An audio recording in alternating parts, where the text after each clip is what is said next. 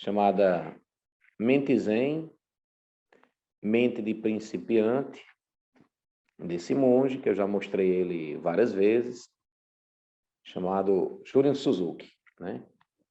Já faz mais ou menos um mês e meio que a gente não faz esse encontro nas quartas-feiras, porque a gente estava de recesso, na verdade férias, né? Férias entre aspas, que a gente teve que ir para São Paulo, participar de um retiro. E eu queria só relembrar o que a gente estava lendo antes dessa pausa. É um capítulo cujo título é muito interessante, chamado Erros na Prática, que está lá pela página 67. A gente leu antes das nossas fériasinhas, a gente leu uma parte, e por se tratar de um tema muito pertinente, um tema muito bom, não tinha como ler apenas alguns trechozinhos. Tinha que ler os trechos inteiros aqui, né? E só para relembrar o que é que tinha na parte que a gente leu. A primeira coisa importante, e isso deve tocar nos praticantes, é a dificuldade da gente praticar sem ideia de ganhos. Eita, que forte.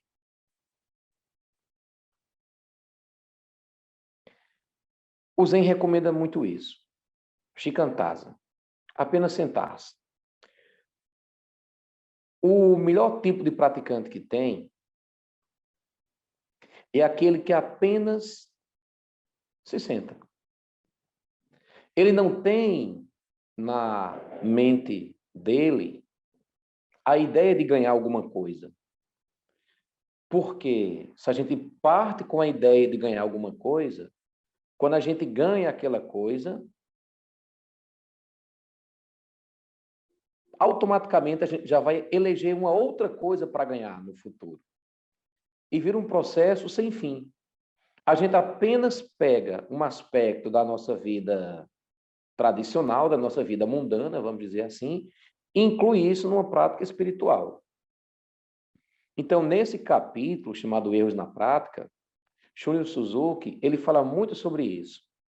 Como é difícil a gente ter uma prática e se motivar sozinho, sem ter uma ideia de ganho. Abandonar até mesmo a ideia de se iluminar.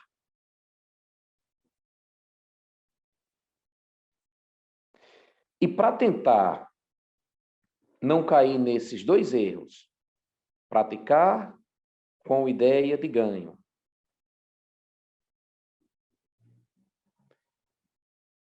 é que a gente procura uma sanga e a gente procura um professor. A gente procura um mestre. Porque, é outra coisa que ele fala, porque com algum mestre, ou com alguém mais antigo do que a gente, ele tem que ser um mestre totalmente formado, né? Que isso é o ideal, que já teve passado por todos os processos, que não é o meu caso. Apesar da gente passar alguns apertos, não é? Apesar do mestre ir podando algumas coisas nossas, essa relação professor-aluno nos impede de cair em alguns erros. Tipo, esse erro de praticar com ideia de ganhos. E a outra coisa que é muito difícil da gente praticar é quando a gente faz as práticas sozinha, e a gente não consegue se automotivar. Então, a partir do momento que a gente tem uma sanga, a partir do momento que a gente tem outras pessoas praticando e tem alguém com mais experiência do que a gente consegue se manter firmes na prática. E é justamente por ter alguma ideia de ganho e a gente tem essa ideia de ganho, na maior parte das vezes, unilateralmente, é que a gente desiste de praticar. Isso é muito forte nesse capítulo, chamado de Erros na Prática. Ele fala isso algumas vezes. As pessoas desistem da prática porque tem alguma ideia de ganho unilateral, ou seja, penso apenas em mim. E quando a gente diz que pensa apenas em mim, às vezes a gente coloca o outro também pensando em si mesmo.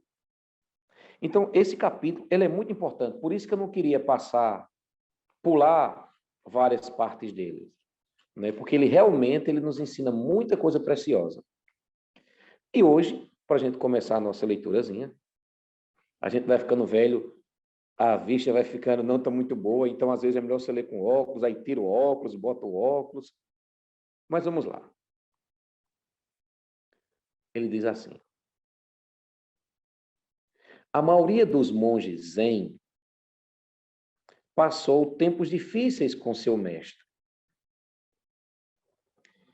Quando eles falam sobre as dificuldades, você pode pensar que sem passar por elas, não conseguirá praticar zazen. Não, mas não é verdade. Tendo ou não dificuldade na prática, desde que você persevere, ela, a prática, estará sendo pura no seu verdadeiro sentido. Mesmo que você não esteja consciente disso. Eis a razão pela qual Dogen Zenji Sama disse: não pense que você necessariamente terá consciência de sua iluminação. Olha que coisa bonita. Não pense que você necessariamente terá consciência de sua iluminação. Esteja ou não consciente dela, você tem sua iluminação verdadeira dentro da sua prática.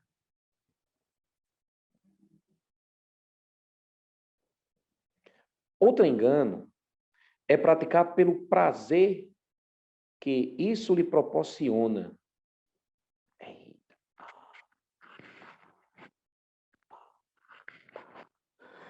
Às vezes a gente está aqui no sábado, né, Nilson? Aquela coisa gostosa, a gente fica. Aí a gente lê uma coisa dessa assim, é o mestre: ei, otários, não é por aí ainda. Aí você: sim, eu sou muito otário ainda. Que bonito, né? A gente tá meio masoquista aqui, a gente apanha, a gente também gosta de apanhar. Que coisa bonita isso. Então, eu vou ler de novo. Eu vou ler para mim, certo? O outro engano é praticar pelo prazer que isso lhe proporciona. Quando sua prática está envolvida com sentimento de gozo, ela não é a melhor prática. Claro que, nesse caso, não se trata de uma forma imprópria de praticar, mas, se comparada à verdadeira prática, não é tão boa. No budismo Hinayana, a prática é classificada em 4 etapas. A melhor delas é praticar sem ter com isso qualquer alegria, nem mesmo alegria espiritual. Simplesmente praticar. Esquecendo suas sensações físicas ou mentais. Enfim, esquecendo tudo acerca de você mesmo e de sua prática. Que forte isso, né?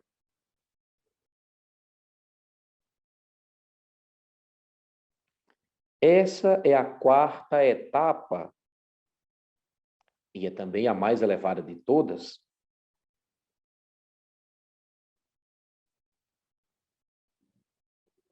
A terceira etapa é a de ter simplesmente prazer físico na prática. Isso é muito interessante. Quando a gente chega numa certa prática, depois que a gente acostuma o corpo a se sentar na postura do zazen, depois que a gente acostuma a nossa mente, as nossas emoções a ficarem bem quietinhas, a gente tem um prazer físico. Olha que loucura. Uma satisfação física.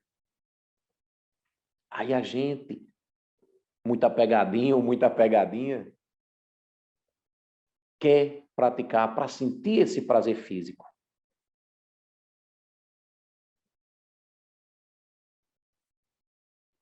Continuemos. Mais um tapa.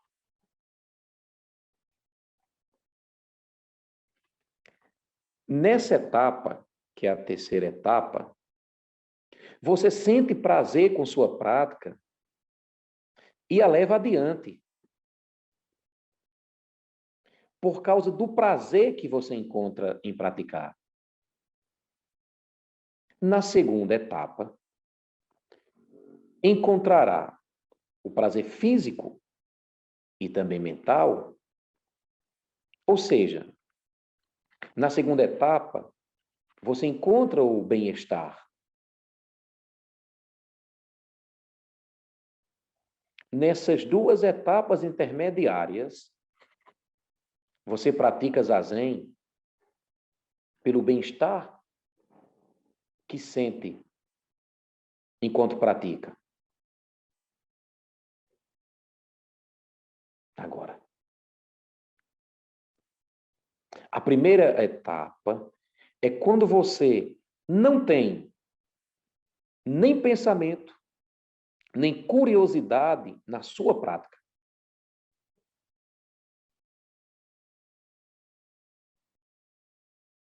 Essas quatro etapas se aplicam também à nossa prática mahayana. E a mais elevada é apenas praticar.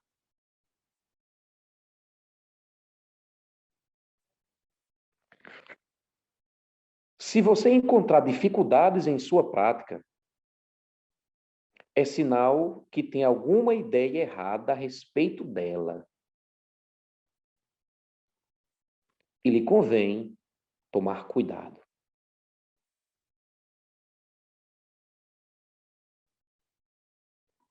Mas não abandone a prática. Continue com ela, ciente de sua fragilidade. Nessa prática, não deve haver a ideia de ganho. Aqui não há a ideia fixa de conquista. Você não diz, isto é iluminação, ou essa não é a prática correta. Mesmo na prática errada, desde que tome consciência do fato e persevere, sua prática estará sendo correta.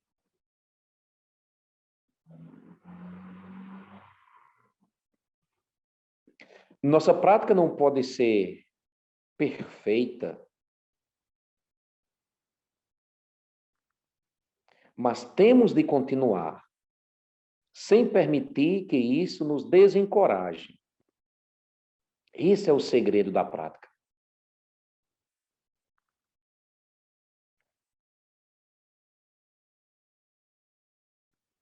Pô, mas, Zazen, não está acontecendo nada mesmo comigo?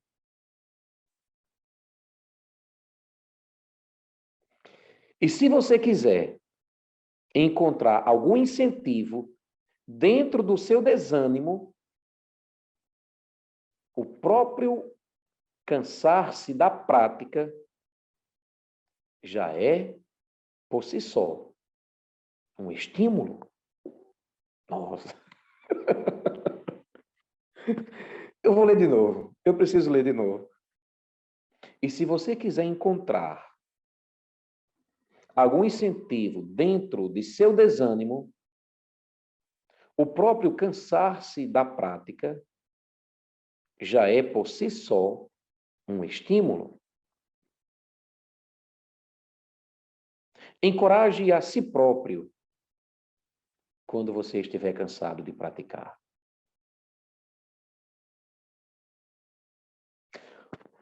O não querer fazê-la, ou o não querer praticar, é um sinal de aviso.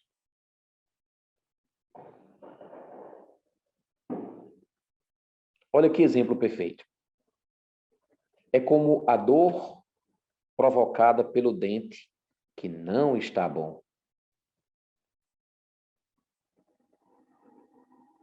É como a dor provocada pelo dente que não está bom. Quando você sente dor de dentes, você vai ao dentista, não é? Pronto. Esse é o nosso caminho no Zen.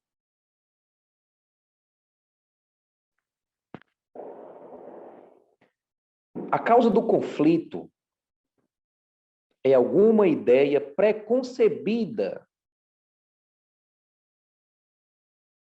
ou alguma ideia de ganho unilateral. Quando todos reconhecerem o valor da prática pura, haverá poucos conflitos em nosso mundo. Este é o segredo da nossa prática e é o caminho deixado pelo mestre Dogen.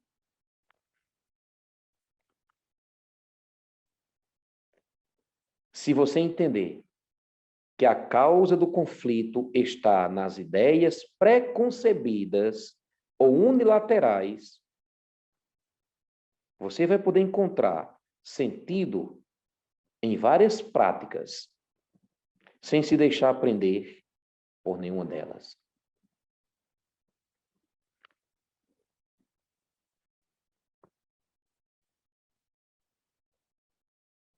E para encerrar, na verdadeira prática, não há caminho especial. Na verdadeira prática, não há caminho especial.